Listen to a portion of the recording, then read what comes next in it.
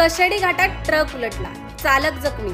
मुंबई गोवा महामार्गावरील रायगड जिल्ह्याच्या हद्दीत असलेल्या कशेडी घाटात पोलादपूर जवळ अपघाताची घटना घडली आहे। चिपळूणवरून गुजरातकडे पेपरचा माल घेऊन जाणारा ट्रक घाटाच्या वळणावर नियंत्रण सुटल्याने पलटी झाला। या अपघातात ट्रक चालकाला दुखापत झाली असून त्याला उपचारासाठी रुग्णालयात हलवण्यात आले आहे।